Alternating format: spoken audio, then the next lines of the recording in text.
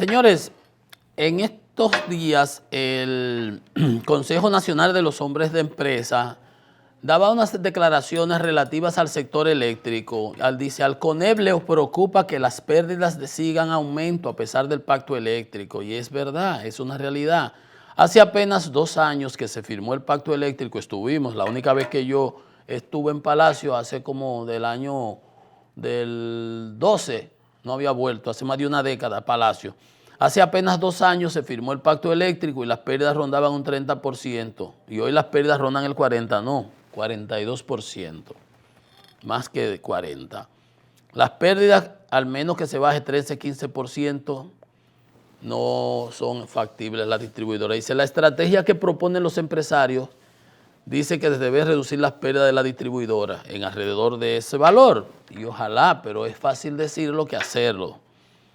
Entonces, Celso Juan y Targán, presidente y el secretario ejecutivo, dice, durante los últimos años la inversión se ha logrado una ampliación de las inversiones, se ha logrado una ampliación de la capacidad de la matriz de generación más diversificada, y ese es un logro que yo lo atribuyo al ministro de Energía, ciertamente, y al Ministerio de Energía. En ese sector ha habido licitaciones, se han hecho en Montecristi, se ha hecho ese proyecto SIVA, la planta de la Barcaza, que ha dado problemas, porque yo escribí en el primer año del gobierno, yo hice un artículo sobre la falta de energía de corto plazo que nos iba a generar muchos problemas, y gracias a Dios que se han hecho esas licitaciones y esos proyectos de Montecristi pues irán con un tanque de almacenamiento y ese tipo de cosas, pero había que enfrentar las cosas también del corto plazo y se hizo con ese proyecto de SIVA, que son 170 y que se va a ampliar en 300, casi a 300, y la Barcaza, que son cerca de unos 170 también,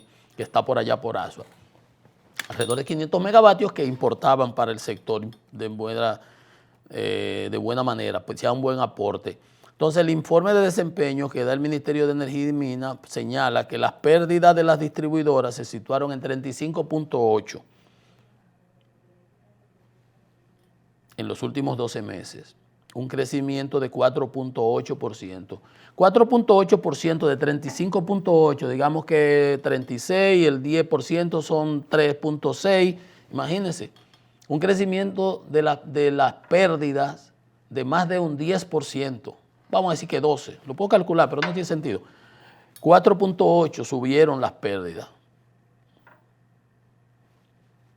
a 35.8, pero esas son las energías que se compra y no se factura. Pero aparte de eso, la que se factura, de la que se factura solo se cobra otra porción, no el 100%. Entonces, esas pérdidas, pérdida por la diferencia entre lo facturado y no cobrado de 6.2 suma 42.6%, lo que yo le decía, casi 43% las pérdidas. ¿Quién llega viejo así? Explica, por ejemplo, el Centro Regional de Estrategia Sostenible, el CRES, que nosotros le damos mucha cabida aquí permanentemente, que esas 42.6% de pérdida por cada 100 gigavatios son 1000 megavatios, las sedes perdieron 43, de cada 100 perdieron 43, lo que representa una pérdida de 965 millones de dólares. Esas pérdidas equivalen a 965 millones de dólares. ¿Usted sabe quién pone esos 965 millones de dólares? Casi 50.000 millones de pesos. Usted y yo. De manera directa, lo ponemos cuando la tarifa que nos llega incluye estos altos niveles de pérdida. Y de manera indirecta, cuando el gobierno le da el subsidio a las distribuidoras. Las sedes cobraron 8.413 gigavatios de los 8.900, casi 9.000 que facturaron. Y esos 551 que no se cobraron, ahí están esas pérdidas. ¿Qué propone el CONEP? La estrategia de CONEP dice reducir los gastos operativos de las distribuidoras, que se supone debían estar en 10% de los ingresos, no pasar de ahí. Pero ustedes saben que en EDESUR tenemos un político, en EDENORTE tenemos otro político, y yo pienso que el ministro ahí no tiene, le decía, ahí aprobó el BID un proyecto para bajar las pérdidas de las redes, las pérdidas técnicas o el BID, qué sé yo, 400 millones, Y si el ministro y el Ministerio de Hacienda no tienen, Ministerio de Energía y el Ministerio de Hacienda no tienen control sobre eso, las distribuidoras lo que van a hacer es que van a gastar todo ese dinero, porque ya tienen inversión, pues los otros se lo van a tirar en gasto operativo y política. Usted ve los cartelones, el presidente Abinader y el administrador de Sur, de Norte, haciendo política. Lo que no veo, por ejemplo, con el ministro de Energía. Es político, hace su tarea, pero hace su tarea institucionalmente.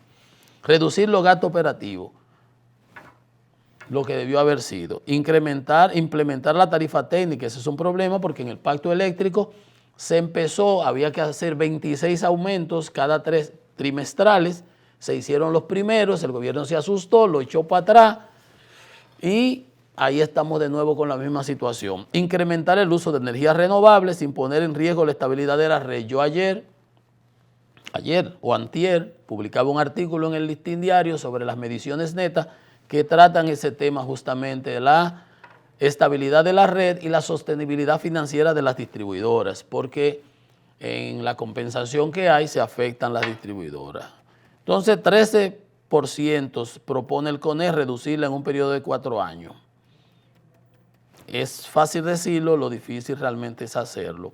Otra información importante la da Anadegas, que dice que la gasolina debió haber bajado entre 16 y 11 pesos y que el gobierno lo que ha hecho son unas reducciones pírricas en los anuncios que ha hecho, que ellos tenían 7 semanas pidiéndolo y que con la caída del petróleo, de los precios, que ayer repunta de nuevo, lo vamos a conocer en unos instantes, el gobierno tenía que bajar las gasolinas, aunque el gasoil ha tenido una tendencia al alza. Son reclamos que le ha hecho la Asociación de Distribuidores de Combustible, de gasolina, que además le pusieron una tasa en unas resoluciones, Industria y Comercio, que le implican unos 900 millones. Por un lado 900 millones y por el otro se está quedando el gobierno con 580 millones, según dice Anadegas. El gobierno deberá responder esas acusaciones o esas denuncias que está haciendo Anadegas. Vamos a hacer una pausa, estamos en Economía y Mercado y venimos en breve con más.